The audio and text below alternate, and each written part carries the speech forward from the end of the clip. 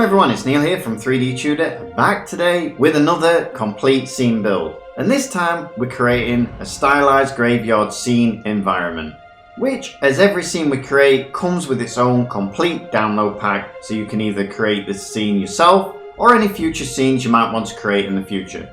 This pack contains everything you see here, including the trees and of course the animated lamp. Everything is named and ready to go. Oh, and also there's an Unreal Engine 5 texture pack as well. So whether you want to use Blender or Unreal Engine, the choice is up to you. And of course you can use all of these models in the new Blender 3 Asset Manager. Links to the Gumroad are down below, and of course it's free to all of our Patreon members, along with over 250 hours of Blender courses. So be sure to check those out. And every Monday, right here on our YouTube channel, you'll find a tutorial covering some of the techniques in depth that you'll find in our complete scene builds. Yesterday was the geometry nodes and animated chain, and I'll put a link at the top right hand side now in case you missed it. This tutorial was taken from our stylized tower scene build that's coming out on Thursday, so be sure not to miss that one. As always, if you want to get your ideas featured in one of our scenes, then drop your comments down below, and we've had some amazing ideas so far, and at least 2 of them are in the works. Finally, all the techniques you see here in these scene builds are covered in our massive library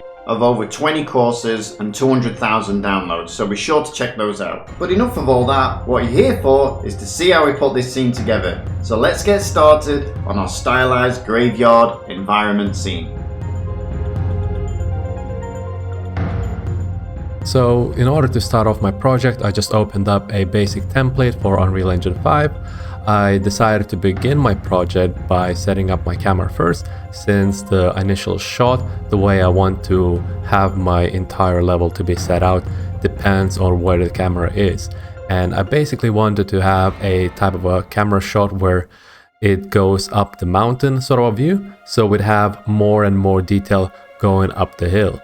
So that's the initial idea that I had, and right now I'm just setting up the basic kind of spheres to have it kind of covered out idea for where the hills are going to be. Then the next step, I used a modeling mode, which you can enable through editing your plugin tab, and after which you get a bunch of tools to make use out of, and I'm simply making use out of a primal kind of a shape for a disk and just sculpting it out of this terrain. So I'm using it this way instead of just actually sculpting a terrain, since I wanted kind of a circular shape for this entire scene. So in case I want to have a camera shot of a turntable later on, I can make use out of that.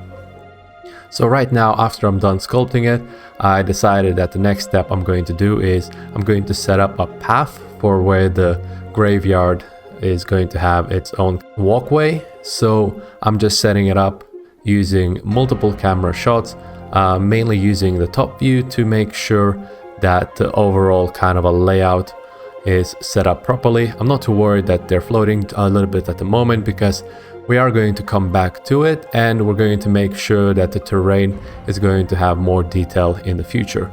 So right now it's just the basic kind of a layout for where I want to have my own path visible through the camera. And then the next step, I decided to get some basic sort of graves laid out. I just wanted to get like a silhouette shape for the graves, just to make sure that I know what I'm doing and the way I want to have them set up later on. So right now I'm just getting a couple of variations, the basic variations of how I want them to look like, and later on they're going to be modeled with the basic silhouette for the graves. Mainly worried about what's in the foreground, since I want them to be slightly covering up the shot, so I'm making sure that certain ones are a little bit tilted, just to break down this entire kind of a edge for an angle. And then later on I was thinking how else I can break apart this kind of a scene, so I decided to go with a fence for this type of a shot. So I'm right now making a basic kind of a fence so I could use it within my gray box. I'm not too worried about how this looks exactly. I just wanted to make it just to be enough for this kind of environment for the gray box. So right now I'm just using the modeling mode to get a certain shape with some metal bars for the fence, and then afterwards I just went ahead and used that to duplicate it later on. The next step I did was make sure I make a building on the side of my camera. So I'm just using that where the structure is going to be. And afterwards I went on ahead and used sculpting, Dynamesh sculpting mode to just make some quick trees. And I also made sure I Dynamesh it a little bit, not Dynamesh it, simplify the geometry just to reduce the poly count. We don't need to overuse the poly count in this gray box, so I went ahead and just simplified it entirely using modeling mode. After which I used the fence to just simply duplicate on the gray box. I'm trying to make sure it's not just a kind of a square for the fence. I'm breaking up the scene using the fence as an asset, so I went ahead and just placed it in certain areas for that. After which I decided to just play around with the lighting since I didn't quite like it the way it was. I went ahead and made sure I positioned the lighting in a way that the shadows are going to be cast towards the camera, and this way I'm planning on also having a moon in the background, so it's going to help us with that as well. So then afterwards I went ahead and added a couple of graves and continued on with the fence. I realized that the bottom of the fence is a little bit too thin for an edge, so I went ahead and modified the topology to add a thicker base for it, so just to make sure that the asset is sticking through the terrain. After which I went ahead and made a quick coffin, since I figured that this area for the scene is looking quite plain, so I went ahead and just made a quick prop just to break up the flow for an edge and make sure that the corner of the building is not just a completely flat looking kind of a structure. So after which I went ahead and added a little bit more of a structure integrity to the building. I went ahead and created a roof just to make sure that the initial shape for this entire building is clear to see even in a gray box. But I made sure that I didn't overuse the topology and just kept with the simplicity for the gray box. I created some piles of dirt just to break off the terrain, and I also made sure that think about them in a way to break down the ground and make sure that they're not looking too flat in comparison to the other assets. After which I went ahead and added a second building in the background. It's not going to be the primary for the scene, for the shot that I'm trying to make. So I went ahead and just quickly made a fast type of structure that's not going to be quite visible for the main shot, but it's still, I think, quite needed for what I want to do. And afterwards I also wanted to add a bit of a path towards it. Although it's not going to be visible on the main shot, I quite like the idea that the path is going towards there as well. It's not going to be taking too long to remake it afterwards. I just want to make sure that for what I'm making, if I'm making other shots, it's not going to be looking as plain for the environment. So I went ahead and also populated the rest of the location with more trees, since I figured it would look quite dull otherwise. I made sure not to overuse the graves, since that would look quite repetitive, but with the trees, in regards to the trees, they have a lot of noise to them, so they just break up the scene nicely. Afterwards I made sure I write down a list of the type of assets that I need to get in order to continue on with the work and produce this type of environment. So I made sure I write down the things that needs to be done, and also some things, some like particles for example, some motion that can be used in order to liven up the scene. So I'm just making sure I'm writing everything down in order to get a nice kind of a flow of what to do in order to not get lost when making this sort of environment. So after I'm done writing everything down, and also I made sure that I think of the type of foliage other than trees that are going to be used. Since it's a gray box, of course I'm not going to make it for this shot, but afterwards I definitely need to think of the type of foliage that needs to be added, and I figured that the twigs in the future are going to be looking quite nice. I went ahead and used modeling mode to combine the meshes together, and this way I'm able to get a nice FBX kind of a model of the entire gray box combined, which I can then export it out nicely using Unreal Engine and get a nice model that can be then used as a real kind of a scale example to create the assets from within it.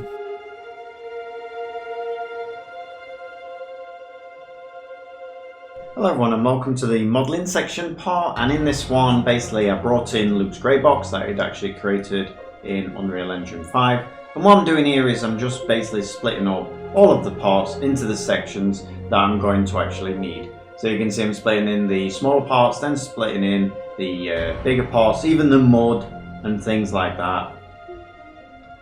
Basically anything that I think is going to have to be modelled again, which is pretty much everything. And then what I'm going to do is I'm going to make a start on this fence, and the first thing I'm going to do is a little technique where you can use the grease pencil and actually turn it into splines or curves. We have actually a tutorial on this, I'll put it up in the top right hand side, and you can see now I've used a solidify,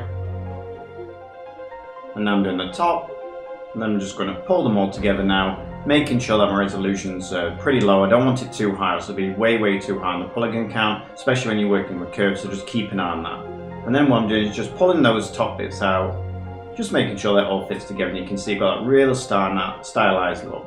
You can see I did a actual normal check there, just to make sure the normals are facing the right way before I continue. And then what I'm doing is just bringing them up. I've actually put it on normal there, as you can see, instead of global, just to make sure that those spikes all go the correct way. We don't want them all just going straight up. Just pulling it out now, just making sure it fits. And this will be the fence for the modular pack, so that's why I've actually made sure that everything goes together. It's important that you actually do that. So once you've actually created something, just make sure it goes together. Now I'm creating the first post. Luke did center a poster, it's pretty basic, so I want to actually add some stylized look and make it look kind of, really fit the scene of the cemetery that we're going for here. So I thought I'd just bring in some simple cylinders, squish them up a bit. I think I've added an array to make sure they all go the same way, and I'm just bringing them in just to give it that kind of creepy look.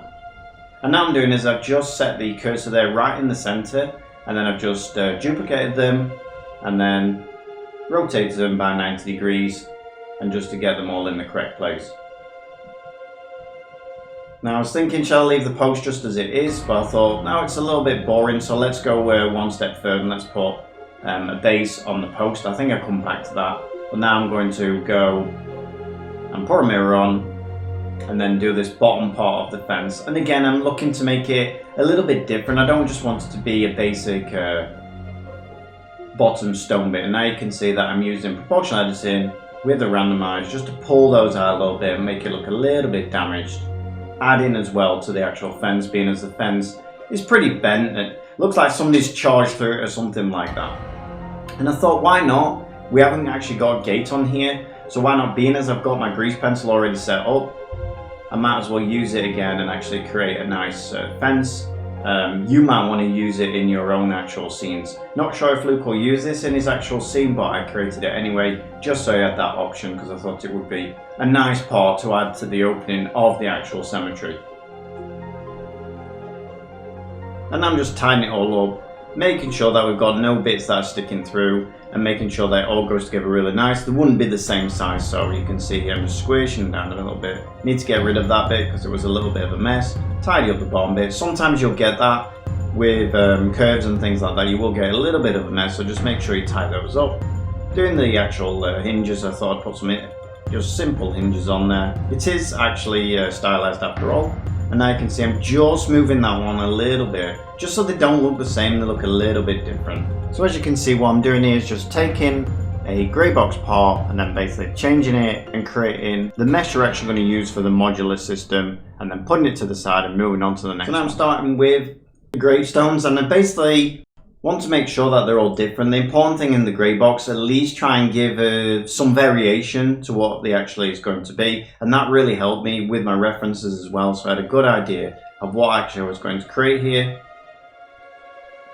And we knew you always want like 3 or 4 variations or something, just to make sure that it looks different, and then we can put them out in different parts of the cemetery. You can see I'm just going to make that circle using solidify, just a simple cylinder. And now I'm going to move on to the next gravestone, and again I'm using Luke's reference that is actually put there, and all I'm doing is just trying to make it a lot more spooky kind of looking, a lot more stylized and things like that. But a really good Greybox, to start with, really does help the workflow a lot. And I think the other gravestones, they're much more simpler.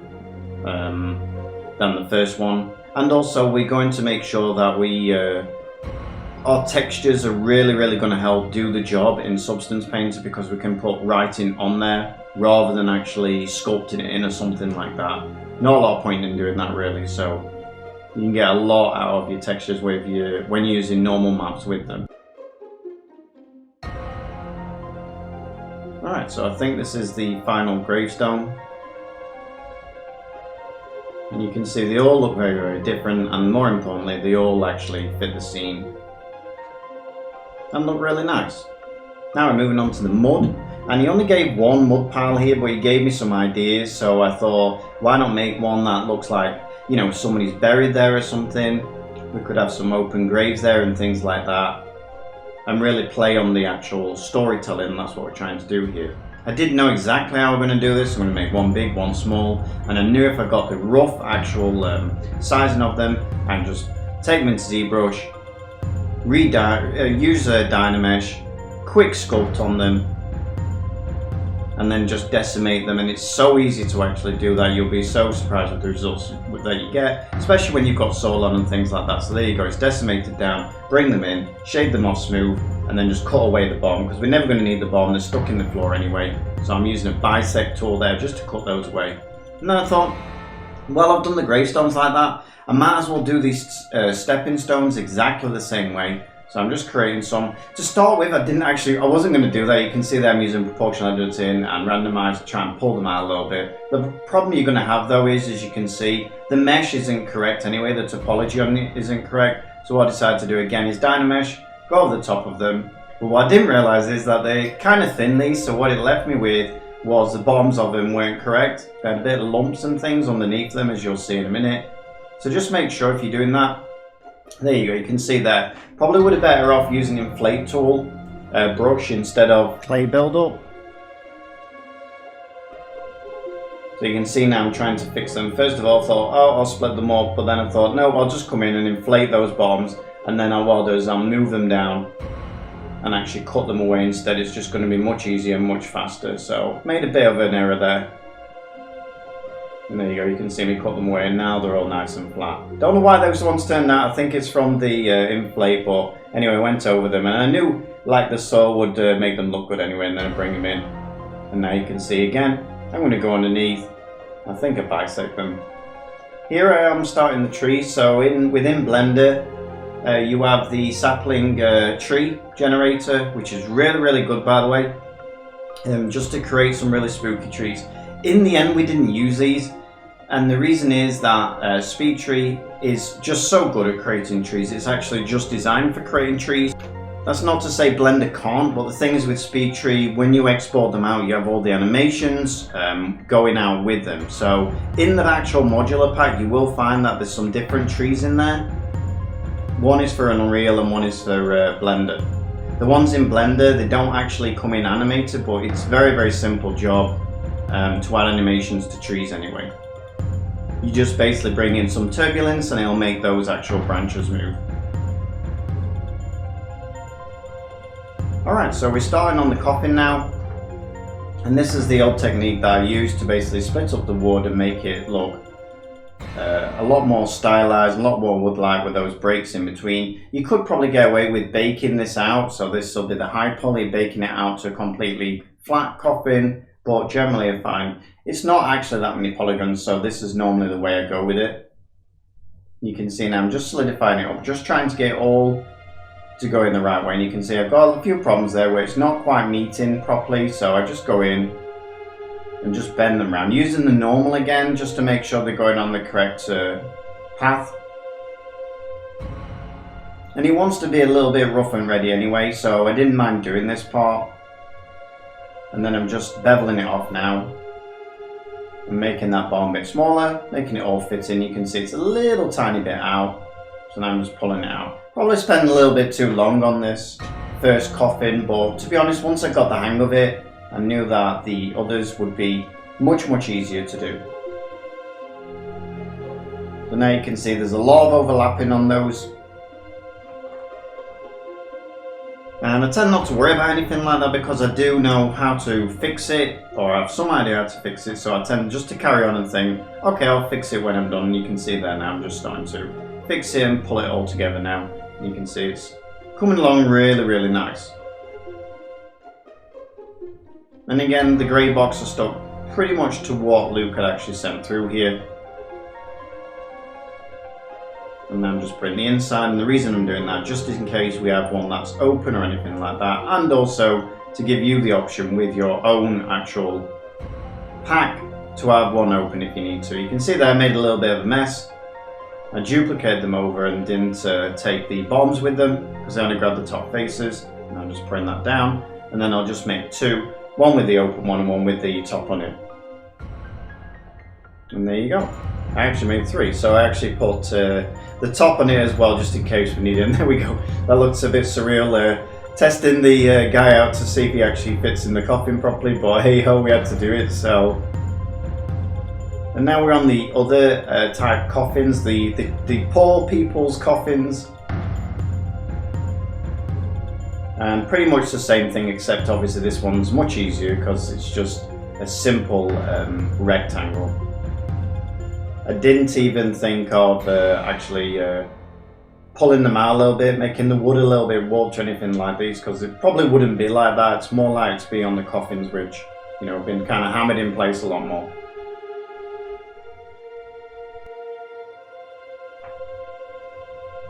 And I'm just splitting everything up, making sure it's all extruded out or solidified. It's up to you which way you do this really, but it's the same technique just over and over again. And then we'll just put some tops on it just to make sure. And you can see that I'm going to randomize just the top of it, just to pull them out, just to make it a little bit uneven. And that's the only bit I think it did. And again, I'm doing the same thing as what I did with the other coffin.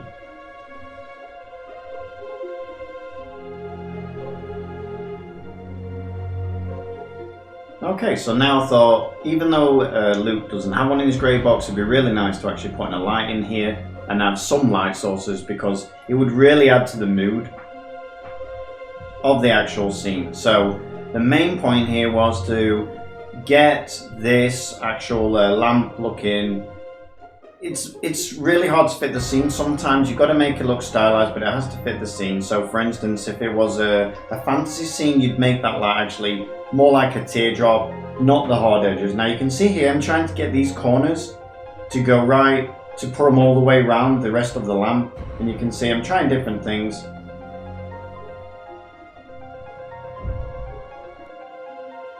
And there you go, make it back to a square, and then I actually brought in some edge loops and did it that way. And then I'm going to duplicate these, pull them out, solidify them, and there you go. Now I'm going to rotate them round once I've got this bit in, like so.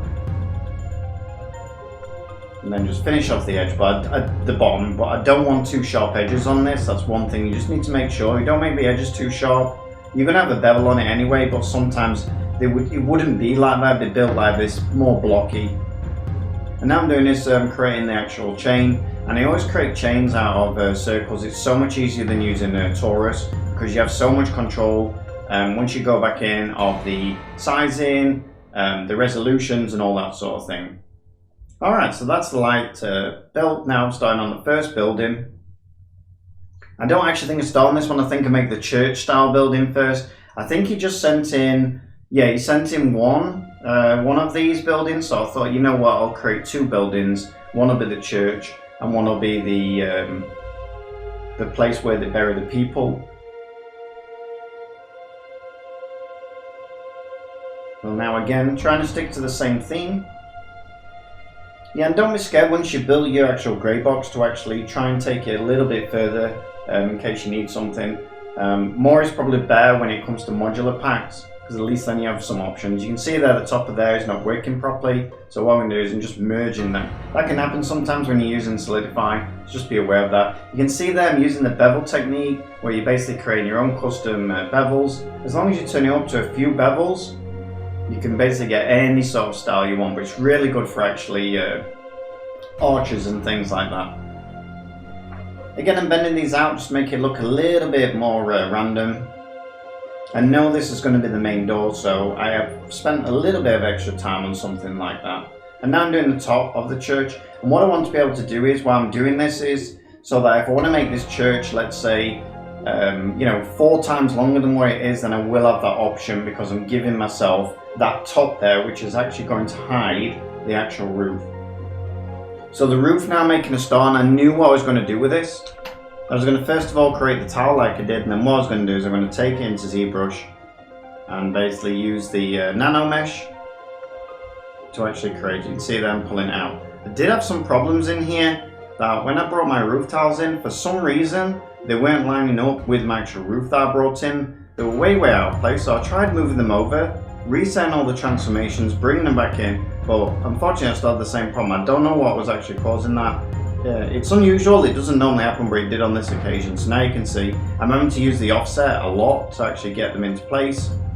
But once I've got them into place, it was relatively easy. The one thing you just have to be careful of, it's just very, very small amounts.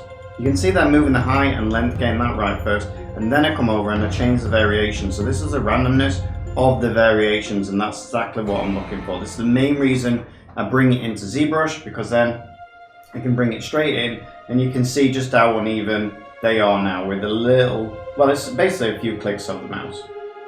Alright, so now I've got my actual roof. I'm just going to test it out now, see how big it is, make sure it's fitting. You can see it's a little bit too big, so I think I'll make it a little bit smaller. And I need another row of tiles. You can also see I picked the third row down and dropped that at the bottom, rather than picking the bottom one and bringing that down, because it'll make it look too much the same. And now I'm just using a simple deform just to bend that roof. I know I've already got enough polygons to bend it anyway, and now I'm creating the wall. And I'm thinking I might as well cut this wall in half, because I can just spin the wall around once it's textured, so it'll give me a different view. And now I'm just creating the posts, and I'm creating a few posts just to make sure, again, that with the modular pack we have a lot of options of what we want to build. And now you can see I'm actually going to create the actual window. With the actual window, I wasn't sure if we're going to go for stained glass or some light or something like that. In the end, we went for actual light source, and it does look really, really cool. So you can see there, again, I'm using that same technique of that beveling. And now all I'm going to do is going to give the options of a few posts, so that if we do make this church much longer, we've got a few options then of putting in these posts and making it look very, very different.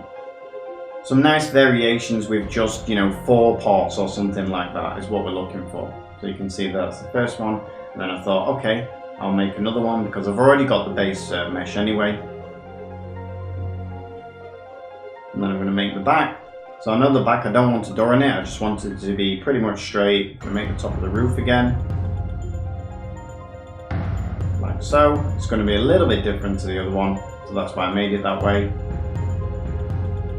And then I just want to fill this now where I actually put that boolean in. And there you go. So I basically decimated it. And now I'm just going to create a round window, because I thought, we can use this round window in a lot of the sides of it and things like that, so we might as well create a different variation on the windows. That gives us 2 then. And again, we can create a really, really nice scene from very, very simple few parts. So now I thought, well, we also could do with a spade just a little tiny asset that's going to, tell a story. Could be grave diggers or something like that.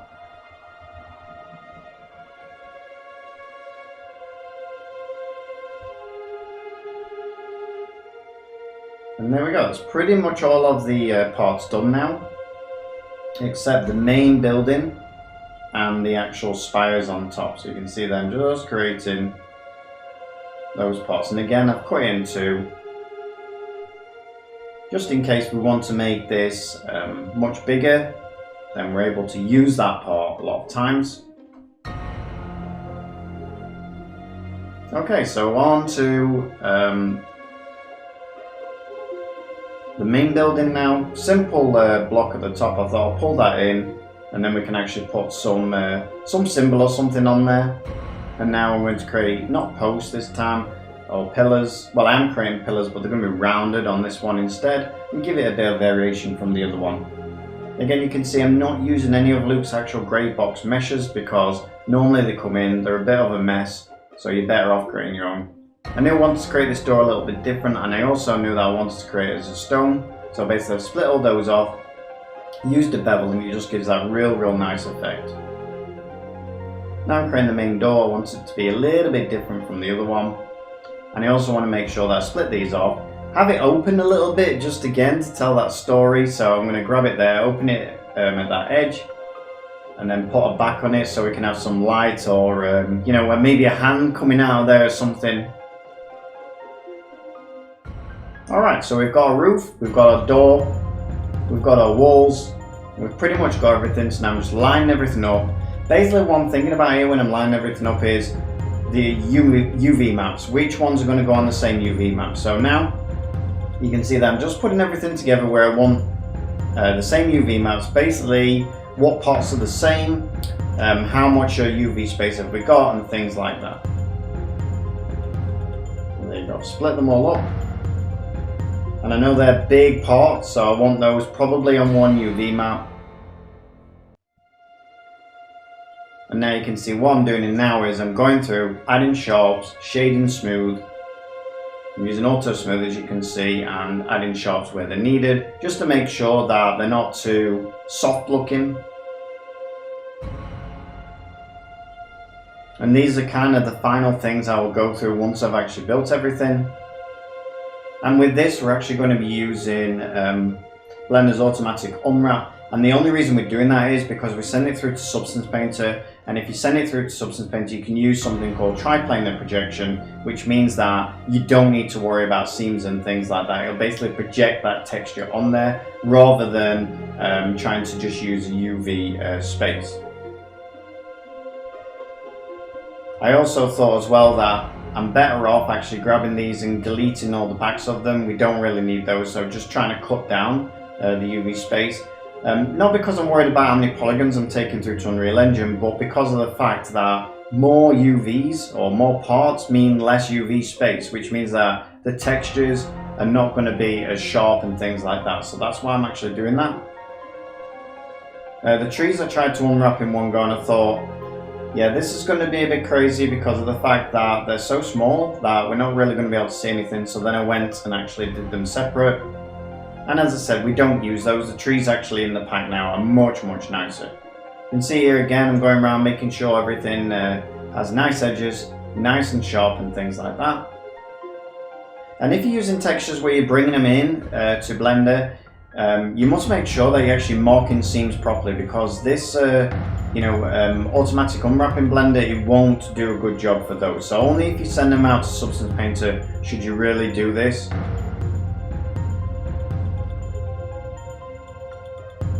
And even then, I do recommend that you learn how to actually UV map things correctly. I've spent years UV unwrapping things, so you know, if I have to unwrap something with seams and things like that, I know exactly what I'm doing. I recommend you learn that. Alright, so now we're on to the graves and coffins and things like that. Exactly the same process. Marking seams. Sorry, adding sharps, not marking seams. Smooth shading. Packing the islands. And just making sure that they're all average island scale, which means that basically everything that I've put together, they'll basically go against each other in size, so they'll make sure everything's the right size in comparison to what else is on the UV map. And now you can see I'm just going in, naming all the materials. This is important because when we send this out to Substance Painter doesn't work on individual assets or anything like that. It basically works on names of materials. So if I send through all of these parts with 5 materials, there'll basically be 5 parts in Substance Painter because that's how many materials there are. Alright, so that's everything now. I'm just having one final check, making sure it's in the same collection. And that's the modelling part of the scene done, guys. So I hope you got a lot out of that. I hope you learned a lot. Alright, so that's everything now. I'm just having one final check, making sure it's in the same collection. And that's the modelling part of the scene done, guys. So I hope you got a lot out of that. I hope you learned a lot. And next we should be on to actually texturing the scene. Once I've gotten all the assets required for the scene, I made sure I opened them up in a blend file and just made sure that all the geometry that I want is set up properly and in a way that's going to help me out within the environment. So right now I'm just going over and just checking over them and making sure that all of them are sorted out properly, and there aren't any normals flipped over or any type of UV issues that I'm getting. I found a couple of issues, just a little bit, but they were quick fix.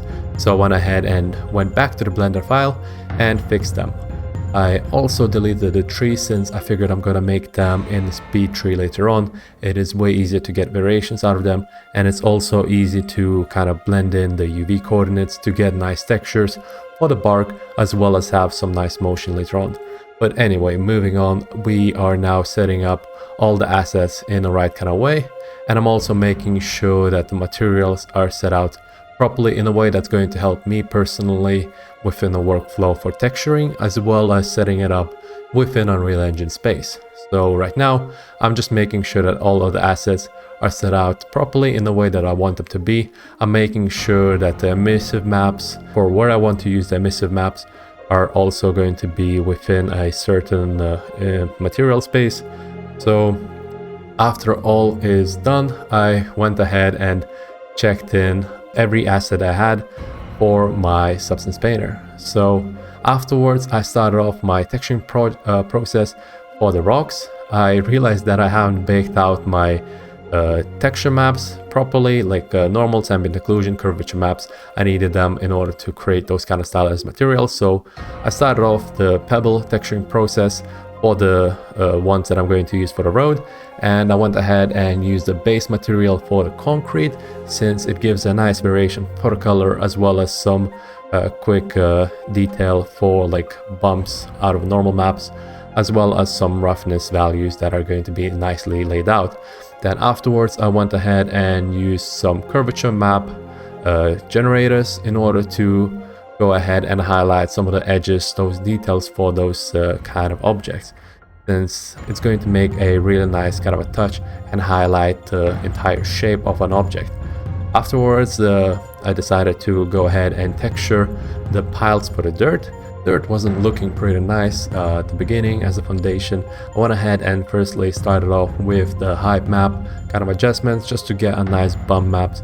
Then I decided to add additional detail to this kind of a pile of dirt using crease masking, and just instead of using a cloth, I went ahead and just added some kind of a slashes onto the dirt using that kind of a mask.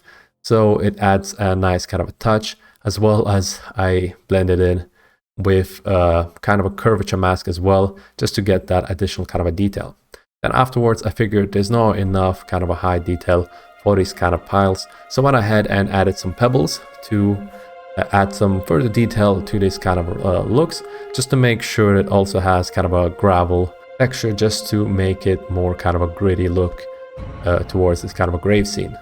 Afterwards I went ahead and textured the wood material. If you're interested in finding out in how to make this kind of a stylized wood, I recommend you checking out a course I did for a stylized wagon scene, and I basically used Substance Painter and Unreal Engine in order to create an asset environment, and within it we use stylized materials and whatnot to create some nice kind of looking textures.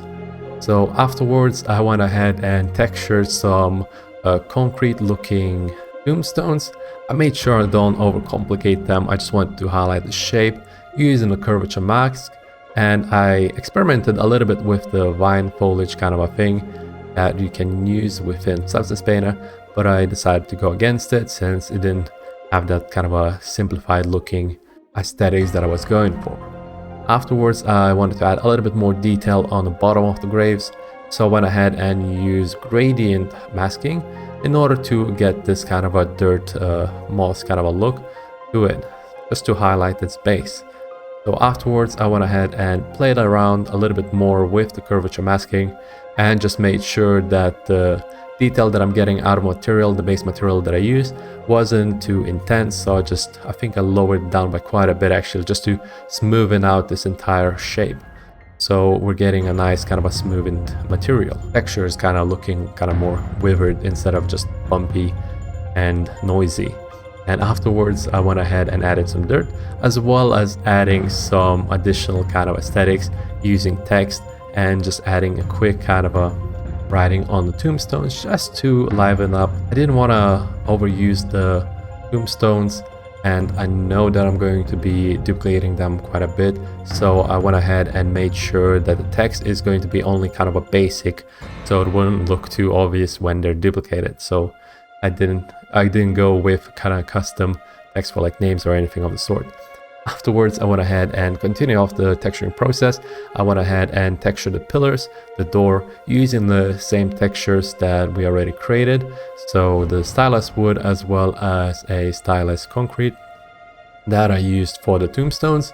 I went ahead and also added a metal, although this kind of metal is not too good of a looking at the moment. I think I went ahead and changed it later on. So right now I'm just making sure that all the coloring is looking quite nice. I also added some color variation like for the chains as well as the fence ends, just to make sure that there's a little bit more of a variation within an asset. And afterwards I also did something similar for the concrete as well. I added a little bit more detail to the middle section of the concrete just to get that kind of a more varied kind of look. So once I was done with these assets, I moved onto the larger assets, onto the larger pieces, and I went ahead and started off texturing the roof as well as the walls. So just like I did previously, I wanted to make use out of the similar materials that I used, so just to keep the consistent kind of a look throughout our assets, throughout the scene, throughout the entire environment. And I wanted to also add a different kind of a look though for the roofs. So I went ahead and made a different kind of a material with certain bits of cracks just to kind of break off this entire shape instead of just using the same kind of concrete that we had previously. So this way we're having a much more varied kind of a look. And afterwards we moved on to texturing the final pieces. So that's going to be a roof as well as certain doors and windows. For the roof, we had a bit of a trouble for getting the grain going the same way. So what I did was I duplicated this kind of a texture, and I basically created two variations, one for going 90 degrees to the side, so that the grain would go horizontally, and then the other one would go vertically. This way I was also able to mask them out individually and set the ones apart for where they go sideways. It's only happening because we were using automatic unwrap, which is a fast way, and it was also a quick way to fix it, so I wasn't worried about it too much. Afterwards we moved on with setting up our lanterns. I made sure to make use out of the emissive texture map. This I made sure to make use out of it only on the end bits for the final texturing process, since we're adding an additional channel onto our texturing process, and if you add it beforehand, it'll be basically creating multiple emissive maps onto all the texture maps. So it's sometimes, especially when you're using the basic materials, sometimes it gets a bit more complicated, and some of them aren't completely black emissive. And then I went ahead and textured the windows as well. I made sure I paint out the certain detail for these kind of emissive texture maps, just to break off the edges and get the corners kind of darkened up a little bit, just to kind of make it a little bit more gritty looking. We're getting a unique kind of a look to each asset piece for where there is an emissive map. So afterwards I went ahead and changed the metal kind of a look to the fences. I went ahead and changed the material entirely, and I figured I'm gonna add additional detail to the walls, to the textures of the roofs and such. So I went ahead and used some stamps to just go ahead and lay out with the kind of a roof that we're getting and the detail that we're getting out of it. I went ahead and found myself like a cross-looking shape, and I had and used that to get me a bit of a extra detail out of those kind of assets. I made sure to not overdo it, but I wanted to break off that kind of a symbol. So I also made sure to use a bit of a grunge map to just break off that kind of a stamp, just to make it a little bit more aged. So afterwards, once I was done, I went ahead and exported out this texture map. I made sure that they're packed, and I'm only using 2048 resolution, not a 4K, since the shots for the assets are going to be in a dark environment, as well as they're going to be quite from a distance, so it's not going to be as visible. So I left it as is, just to make sure to save up some space for the environment and just to get a better performance out of the entire shot.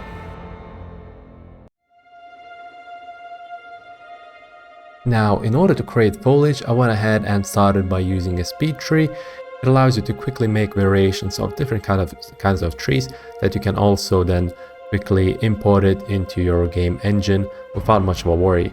I used this program to just quickly make some variations, and I added some roots and the twigs to add additional kind of a silhouette that would just make it a little bit of a kind of a creepy scene towards the grave environment. So I just made sure that all the kind of twigs and all the roots are having a lot of noise, so they're going to be, the meshes themselves are going to be a little bit more deformed. And I also made sure to adjust the shape manually myself by getting the spline and having it controlled the way I want it. So once I had the shape that I want and applied the bark texture, the one that I had set up, I went ahead and simply created a couple of variations of that tree just to get more out of this single generated kind of a tree. Just played around with the roots a little bit, and I've also added some additional kind of aesthetics by just making some bumps within the bark itself. So it's quite easy to do.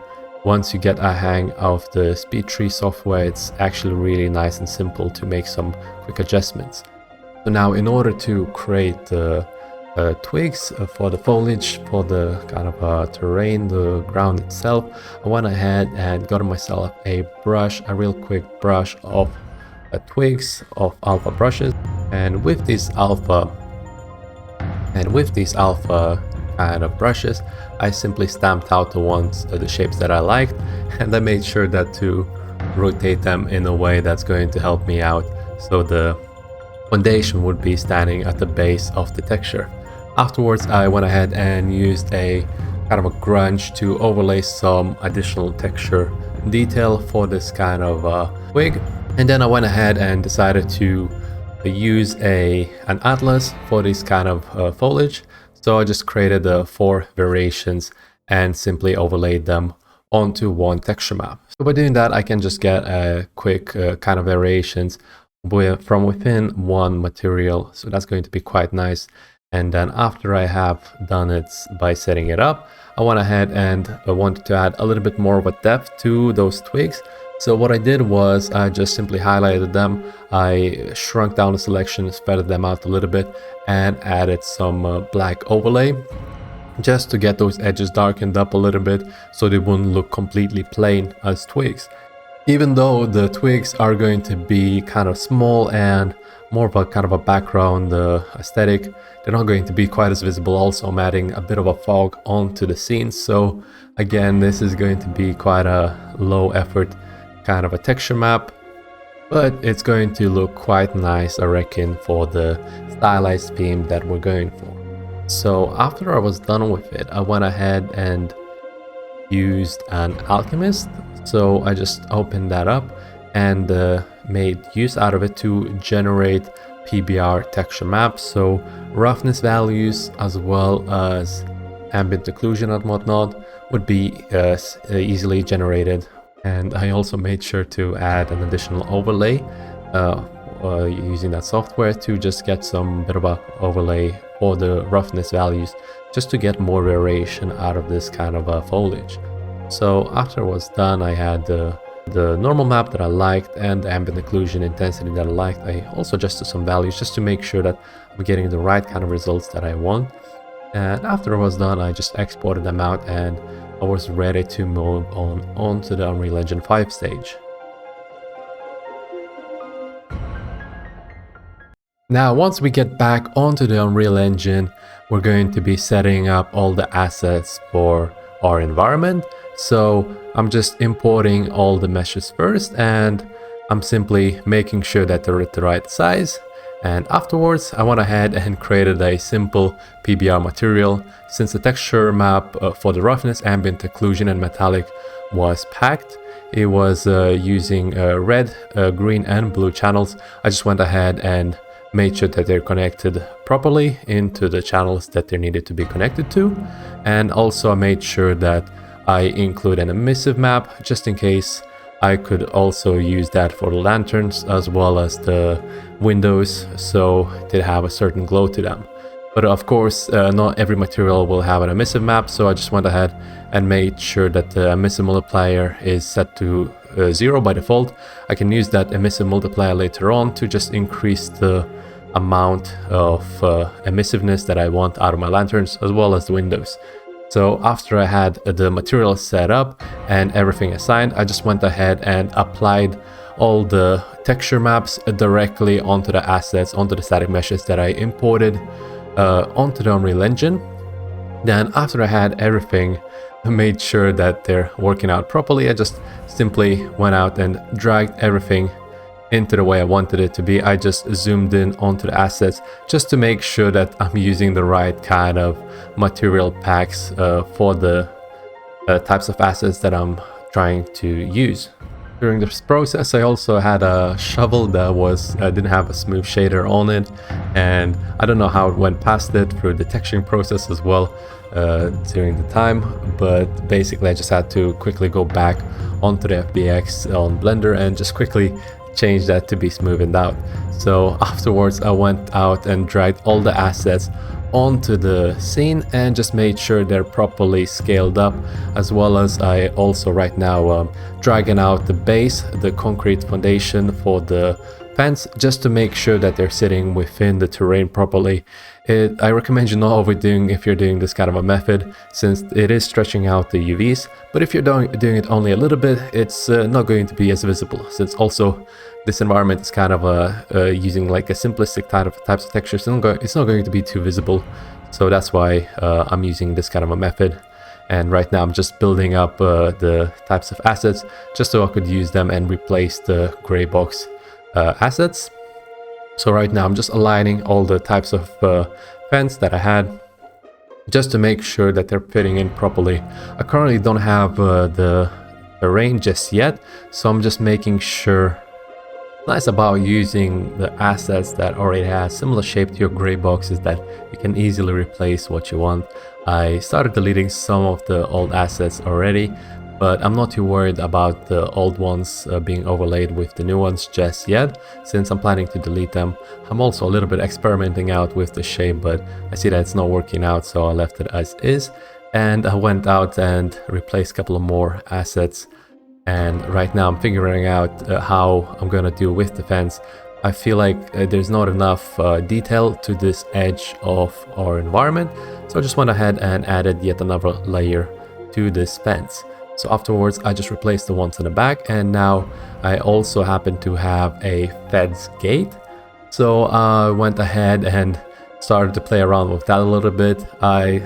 Initially I figured that I wouldn't need a fence gate since it's not going to fit the camera shot that I'm going for, but now looking back at what I was working on, I feel like it works quite well, since the gate adds that kind of a silhouette to the asset, and it will definitely bring out kind of a perspective that we want in order to view this entire environment. So I think it looks quite well, also because it has a lot of gaps in between this kind of a fence. It works out quite well. I figured that though, even though it looks quite nice, it's a little bit too high, so I just went out and squished this entire gate just to give it this kind of a unique look, to be just a little bit different as well to the fences. So after I've done that, I went ahead and created a little bit of a variation for the fence. I duplicated the static mesh that I had and went out to delete a part of a section for the fence just to make it a little bit shorter. This way I was able to add some detail to make it look like the fence has been broken off. I think it adds a little bit more of a variation, even though again for the shot it's not quite as visible, but for other shots that I'm gonna do, it's going to definitely make it look a little bit nicer. So right now I'm just changing up the tombstones. I'm thinking of adding more because right now I have now the silhouettes, the entire model, the meshes for those tombstones.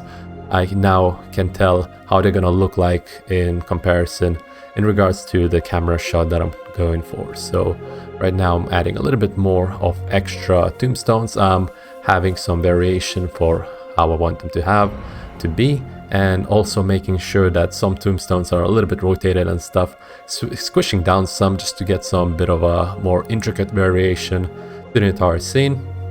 So afterwards I went out and started working with the tomb for this graveyard. So I'm adding the pillars, the roof as the main foundation, then went ahead and replaced the door. I made a door just a little bit thicker just because I wanted the door to be going outwards a little bit more. And with regards to the spikes, I went ahead and played around with them a little bit to stay on the top of the roof. I initially wasn't sure how they're gonna look like, since when you're connecting them, the pattern for them is a little bit messed up, but now looking back, I quite like the way that they turned out. I was thinking about replacing them though at the moment, so I was just wondering how that's going to look like and stuff. So just trying to extend the roof and whatnot, just playing with the shape just a little bit to get a nicer kind of a overall aesthetic of this kind of a structure.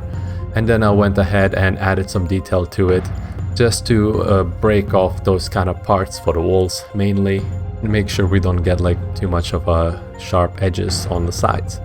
And afterwards, for the building on the side, I went ahead and started off to use the assets that were 3D modeled and just build off the shape, the roof and whatnot, just to get an entire asset. Now I was looking at the front of a door. I was thinking that I only have one type of a door at that moment. I'm not sure why I was thinking that way, but then I realized that I have an arc door that looks really well for the front of this building, and I went ahead and replaced that. So for the sides, I went ahead and used pillars just to get some nicer look to the entire building. I went ahead and duplicated some bits just to break off certain edges. Then I was looking how else I can just improve this type of building. Wouldn't want to have it too overcomplicated. Just wanted to make sure that the edges are broken off a little bit. And now going back to the front, adding a bit of windows just to make sure that the front has some nice aesthetic. And it's not only the symbol at the front, but also something else a little bit. And also because it's an emissive map, it's using emissive map for the windows. It is going to give us a nice kind of result. I'm also in the future adding a little bit of lighting to that, just to get some nice kind of highlights for this entire structure. So later on, I'm just adding a little bit more of extra pillars, just again to break off the shape and making sure that the distance between the pillars are somewhat the same, so the pattern would have a nice kind of aesthetic to the entire building. And later on, I'm also adding windows to the side just to get it nicely looking.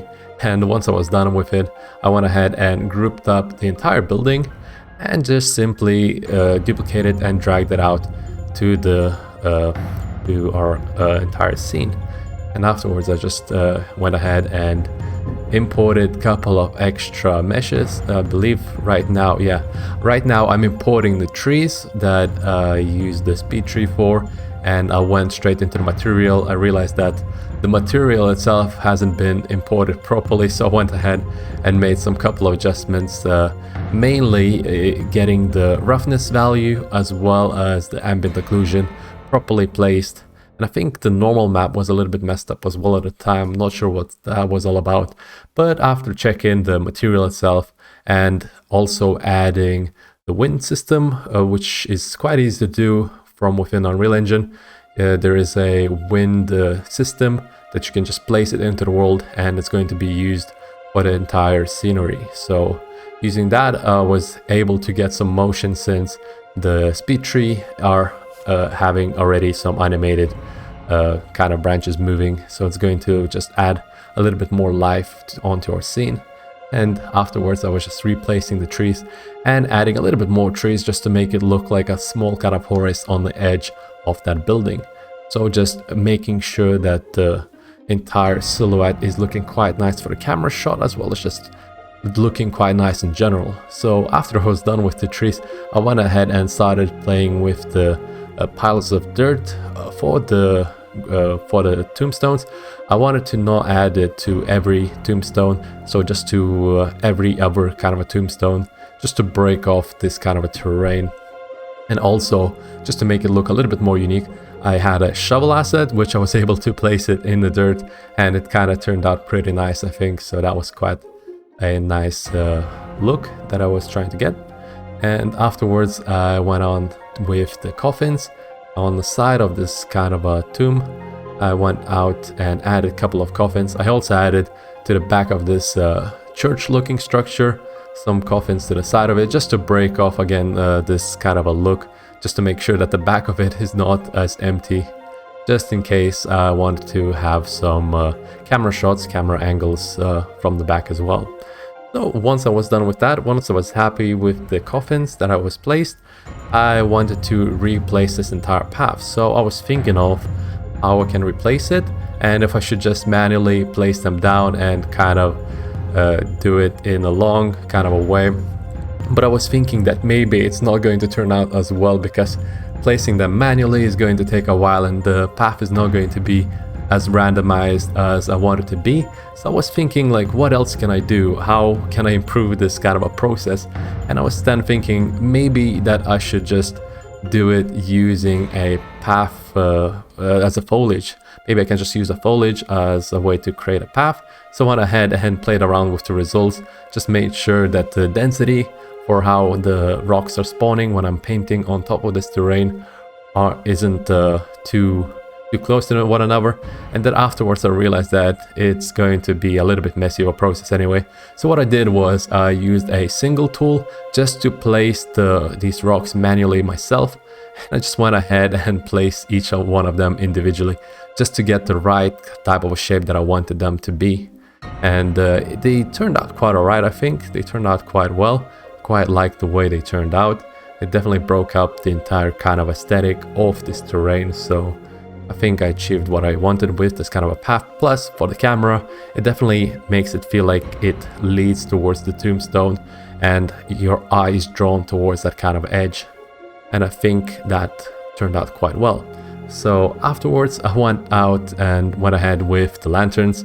I wanted to add a couple of lanterns, even though if they're not going to be visible for the trees. I also taken down the trees just so I could place them easier. So afterwards, I just went ahead and played with the shape a little bit, played how they're gonna be, just rotated them slightly, just a little bit, not too much though. Don't want them to be completely kind of diagonal. Just wanted to have a little bit of more of a static look when I was placing them, just so they wouldn't look completely straight. So afterwards, I just decided to add a couple of extra gravestones just to fill in this empty space, since I didn't like this kind of a space to be just completely empty. Didn't want them to be covered by trees either, since they were too large. Went ahead and did that. So afterwards, I was playing around with a couple of windows on the back of the structure. Wanted to see how they would turn out, and I quite liked with 2 windows at the back, so I just went ahead and used that. And I just added more of pillars just to break down the structure just a little bit more. So afterwards, I continued on working on the asset. I went out and cleaned up this entire gray box. Went with just selecting all the assets that I had previously and simply duplicated the entire asset, because then I wanted to merge the entire mesh.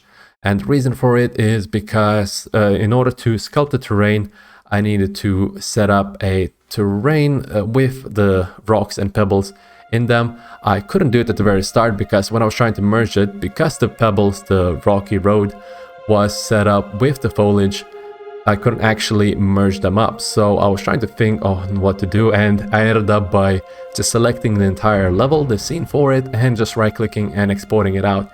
However, by doing this, it creates quite a bit of a mess, because you're exporting a lot of unnecessary fluff like animations or something, and collision boxes, all that sort of stuff. You don't really want this to happen. It's like it's even exporting out all the trees with multiple LODs, so it's quite a messy process to clean that up afterwards.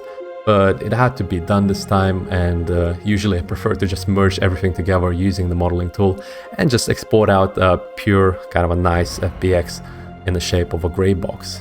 And after I got myself the terrain that was sculpted out nicely, I went ahead and straight up tried to replace it. The issue was that the foliage rocks, the ones that I've used for the road, were also on the previous terrain. So what I had to do was I actually just, instead of trying to place them on this type of terrain, I just went ahead and hidden the mesh for the terrain and just kept the foliage and just basically used the entire foliage as is, and the pebbles basically were on another mesh, but that was totally okay.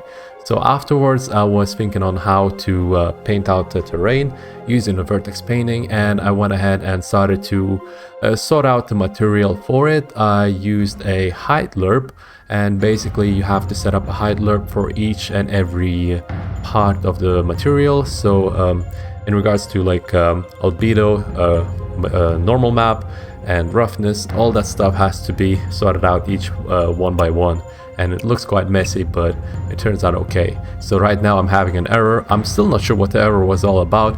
Basically because I guess I had too many texture maps or something, it just kept giving me errors, and I tried to then replace the height lerp and just only use the kind of an alpha information out of it, and then just simply use a normal lerp. But what I realized was that the entire issue was because I was using too many texture maps, it was just giving me errors. So whenever I tried to just unplug either one of the texture maps, like ambient occlusion, whenever I was just taking it off, it would just give me normal kind of results. So I'm not sure what was that all about. So this took actually quite a long time to sort it out. But once I have it sorted out and I was checking out the way they're blending in, I went ahead and created a material instance out of it, just made sure that the texture map is set up to a parameter, and then afterwards I was able to control the contrast, the way they blend in with the rest of the textures. So because they're using the height maps that I also had with the textures, it was quite easy to blend in the entire kind of aesthetic. So I started off by just painting out entire map as a grass, and then I just made sure that the other channels are not completely set to white. So you can either have black or white. Black would just erase the color information, and white would add on top of it for those other materials. So I just made sure that whenever I was using it, I wasn't using a completely white color, which would just replace the material that's grass, and instead if you were to just use a grayish, more grayish value, you'd be able to kind of blend in the other textures based on the height information that we have. So as you can see, for example, with the gravel, you can see certain like pebbles sticking out just because I'm using a certain type of value for the paint color for those vertices. So afterwards I just continued on and made sure that I'm breaking off this terrain with multiple of dirt layers as well as the gravel, and just painting in this kind of a texture color information just to get a more natural kind of a look towards this graveyard. And I didn't quite like the way it turned out with the grass, so I darkened up within the Unreal Engine itself, which was quite easy to do. And afterwards I just wanted to get the moon into the scene so I'd be able to kind of see how it looks like overall kind of a look. I didn't want the kind of a default moon, so I went ahead and played around in Photoshop just a little bit just to get a more of a kind of a highlighted edges look, and it would be a little bit more stylized towards this kind of a scene, as well as the moon would be a little bit more gritty. So afterwards I went ahead and added that to the scene. It's not quite as big, so I went ahead and made it bigger, but I also wanted to bring it all the way back so I'd be able to add some clouds in front of it afterwards. So that's what I was going for. And also getting it too close would also, whenever we would move our perspective, would shift the moon and it would be looking like it's too close. So that's why it's better to have something like a moon way further away and just have it quite larger. I was then playing with the shafts, light shafts that is, and I realized that the light shafts don't actually look quite as well, so I think I removed them at the very end. But because the sun direction was coming from the same place as the moon, it was actually looking quite nice at the moment I was checking it out, but it didn't make the cut quite there in the end. Anyway, moving on, we are now making a sort of a fog, volumetric kind of an object fog, So that way, in order for us to do that, we're just using a world position as well as the position of an object and just making it a radial kind of a shape. And with that, we're also using a 3D kind of a noise just to move it in regards to the direction. I'm also making sure I'm appending multiple values. So if you have a look at the graph that I'm making, it has a value for X, Y, and Z. So that's the way I'm controlling like the pan motion of how this fog is being affected. So by just adjusting these values, I can tell which way for the fog to go, and I'm just wanting it to be going all in one direction, so it would look like the wind is kind of flowing in this type of direction. Looking back though, I think I should have maybe changed the direction a little bit more, just to scatter up this kind of noise and just to break apart the scene even more. But now I'm just playing around and just adding the fog in areas where I need to be. And for the tree area, for example, I'm making sure I add it a little bit higher. And now, because the area with the foliage would, I think, have more kind of a fog look to it. Then afterwards, for the door, I'm adding a custom fog instance, just so I could have a kind of a light going off the light rays, kind of a look aesthetic to it. And then I'm adding an additional light source, just so I could kind of highlight that area a little bit coming from the door. So I quite like the way this turned out. I was also playing around with how they can go out from the windows themselves, and I was trying to add some additional lights to it. Adding additional lights worked out quite well. It highlights the shape of the structure, but by playing around with the fog I realized that nothing's gonna quite work out in there, and I don't think it would look quite nice. Then afterwards I went ahead and adjusted a couple of post-process effects just to make sure I get a nice kind of a feel to the environment that I'm making. And it's quite easy to make a night scene actually if we just go over to the post-process effects, turn down the temperature, and just get some contrast tint. You'd be able to make a cold kind of a look, which a night is known for, and it's quite easy to fake a nighttime that way. Also, what I realized was that I'm not actually having lanterns with animation, so what I did was I had to re-import the lanterns and just replace them real quick, because the ones that Neil provided had a lot of nice animation, like a swing on the chain, which definitely brings out the scene a little bit more. So afterwards, once I was done setting up the scene, I wanted to play around with the setting and how it looks like for this environment. Then I was looking on the ways to add kind of a sky, the cloud system, onto the scene, and I was thinking about just what if I would just use the volumetric fog that I had previously set up. What if I were to just use it for the to cover up the entire moon? But after looking into it, I realized that it's quite silly and it didn't quite work out the way I wanted it to be. So what I did instead was I was just using a volumetric fog, which is provided within the Unreal Engine. The default environment already had a volumetric fog set up, so all I had to do was simply replace the material, and when I replaced it, I was able to now paint out the detail the way I wanted it to be. So that was quite nice. I also just played around with the height values of the clouds. I didn't want them to move, so I just kept them as is.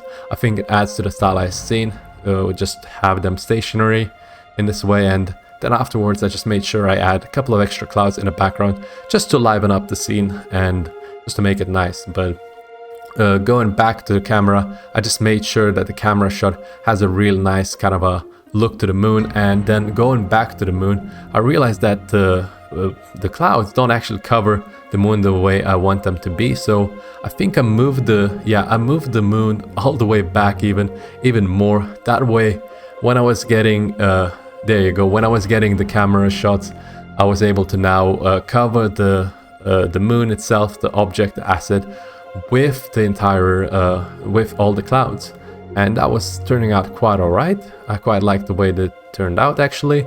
I think it looked quite nice. And afterwards I realized that I haven't actually set up the foliage for the twigs, so I was preparing them, setting them up within the modeling mode.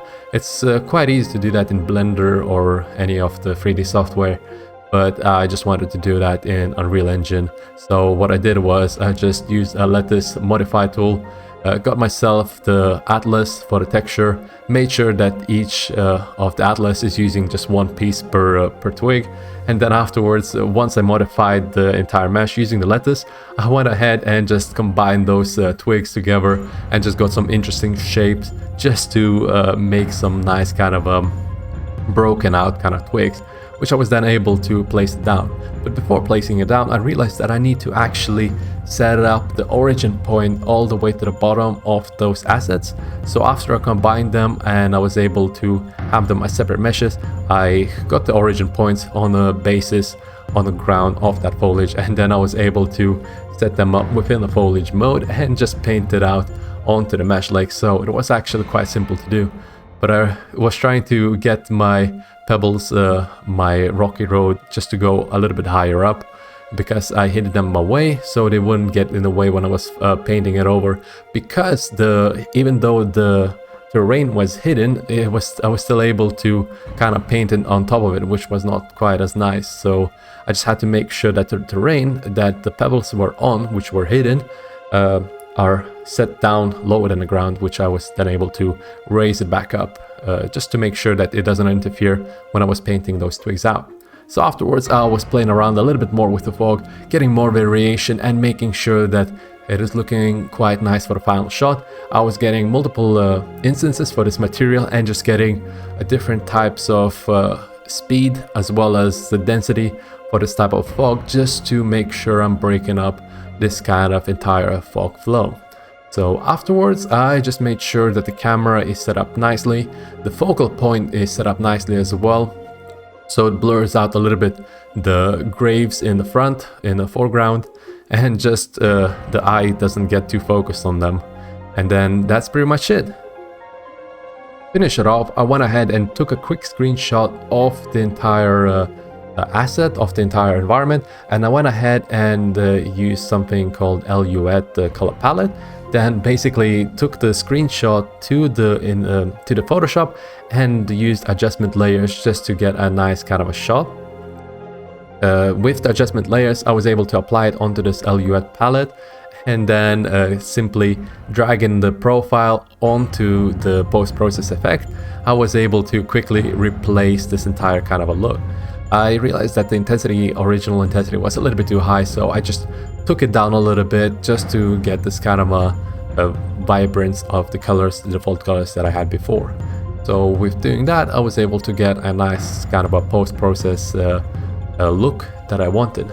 Okay, and that's gonna do it, guys. I really hope you enjoyed the stylized scene creation. Please give us a like if you did, and drop comments down below of what would you like to see us do next. Also, check out the links down below to see the massive library of courses we have available, which are free to anyone that signs up to our Patreon. Next scene is out on Thursday and it's coming along really nicely, so you're not gonna want to miss that one. And that's pretty much it. Thanks for watching, and I'll see you in the next one.